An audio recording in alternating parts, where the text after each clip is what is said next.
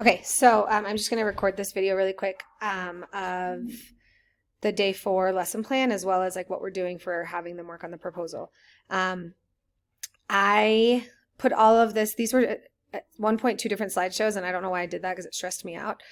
So anyways, this is all on the same slideshow. I'll send you a link to it in the email. But day 1, they explored the pathways for success, which was them just like looking and understanding like the basics of this project itself.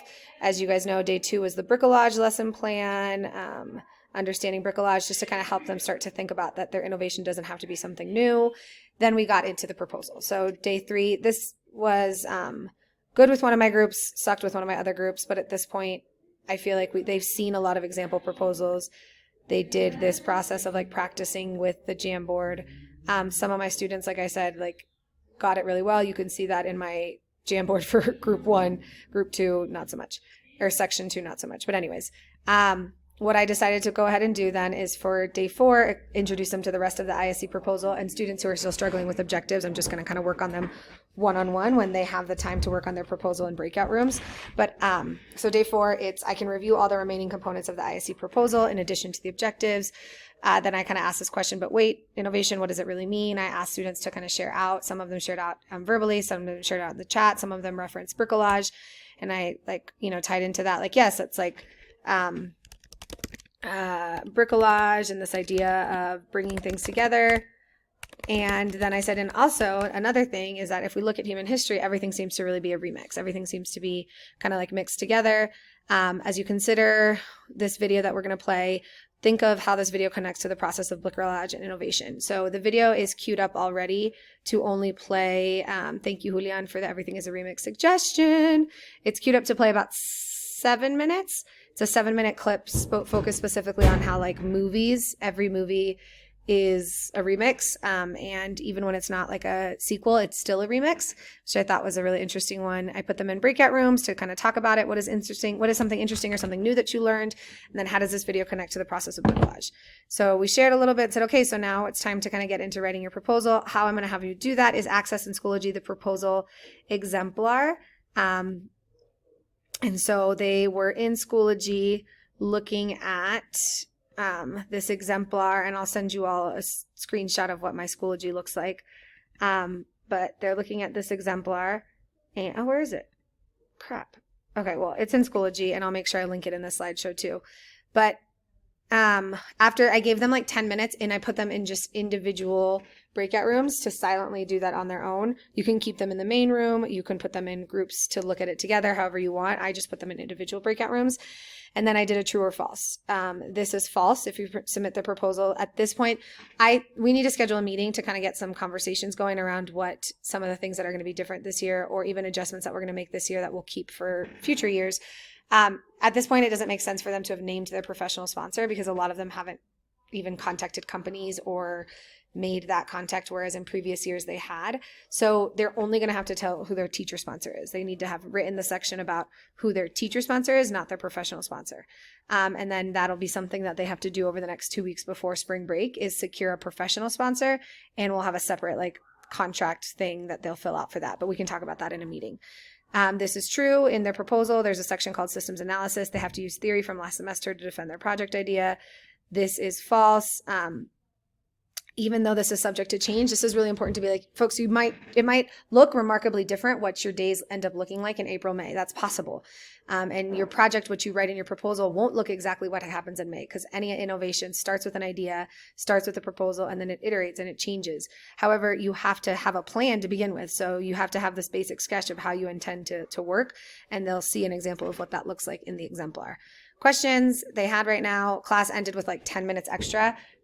Students asked a few questions just about teacher sponsor stuff, and questions about like who can be their teacher sponsor, which is basically any staff member. Cannot be a principal, but any staff member. Can't be a high school principal, so it can't be like Darian or Juan David, but it can be any staff member from elementary to middle to high school. It's their job to like reach out to that teacher, tell them why they want to work with them, pitch their idea to them, and get confirmation that they will work with them.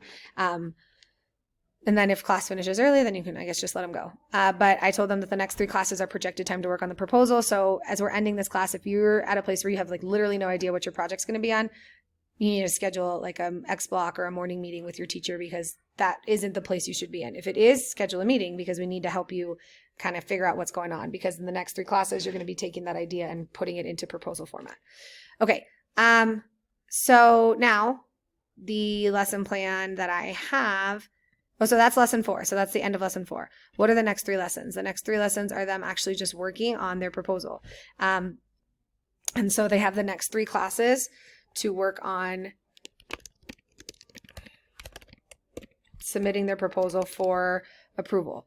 I'm going to use the slideshow at the beginning of the first class, and then that's it.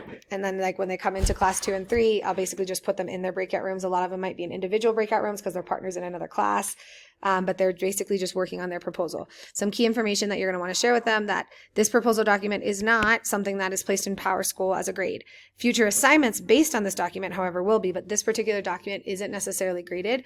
Why? Because it's considered part of the graduation requirements for finalizing your senior project, so it doesn't have a grade for this course so much as it is a requirement of this course to move on. You have to, their proposal has to be approved by their ISC teachers. Like, we have to approve this and say, yes, this is an acceptable proposal. Great. You're ready to move on. If it's not approved, they're going to have to adjust and resubmit based on the feedback we give them. So just kind of letting them know that getting approval the first time around ensures they don't fall behind, because if they don't get approval, they're going to be spending time revising their proposal versus actually moving forward with the next steps of the process. So let them know again. Remember, we looked at it in last class. There's an ISC proposal exemplar in Schoology. Please use that format as a guide. You could literally just make a copy of it and edit from there. Like, work smarter, not harder. And then I'm going to tell them at the end of the next 3 days, how are you going to submit your proposal? Well, here are the steps to submit your proposal. You're going to have 3 class periods to work on this, and then I think that puts us at, we can say, I think that's Thursday of next week, but we might need to check on that. But anyways, it's the end of 3 class periods. When they're done, they're going to submit their proposal to a Google slideshow that is located in Schoology. What is it? It's a Google slideshow. Why? Because our groups are cross-class now, meaning their groups are formed by students in different ISC classes. The ISC teachers can use this as a place to access all of the groups. I thought this was a good idea, just so that we don't have to be like going into each other's Schoologies, but that there's one single place where all of the groups are and their proposals are submitted. So I've created this Google slideshow. There's 45 of these. I don't think we have 45 groups. I think we have like 30 something, but anyways, I made a bunch. The point is that each group needs to give their project a name, fill out their student names, and then put a link to their final proposal, so that the 3 of us can go into this Google slideshow and have a place to access the information. And then we can even use this as a place to give each other, like, we will be able to write notes to each other based on the proposals. Since our groups are cross-class now, meaning the groups are formed by students in different ISC. Oh, I already said that. So how? Explain to them. So you'll write your names, you'll name your project, just give your project a brief name in 5 words or less, write your names, only 1 slide per group. So decide who wants to do it or do it together, but there should only be 1 slide per group. And then you'll place your link here in the blue box. Right now, this slideshow is in Schoology and you have editing access.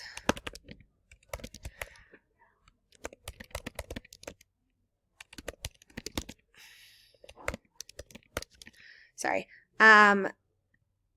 They'll fill out 1 slide per team. On the due date, they will lose access to edit the slides. And so they'll no longer, on the due date, I'll go in and I'll just change that the only people who can have access to edit the slides are the 3 of us. And so if they have not put in their submission there, we won't accept any submissions via email or via anything else unless they schedule a meeting to discuss why they're submitting late. So basically, don't submit it late. I hope that system works all right for you all. I was trying to just think of a way where we can have everything easily accessed. I'm super behind on grading, just to throw that out there. I think I'm going to schedule a meeting for us to meet to just talk about grading and getting caught up on that, as well as putting in grades for the empathy, because we have to talk about grades for the empathy map, as well as what's happening after they're working on these proposals. But this is 3 classes worth. We're going to give them 3 classes to work on their proposal.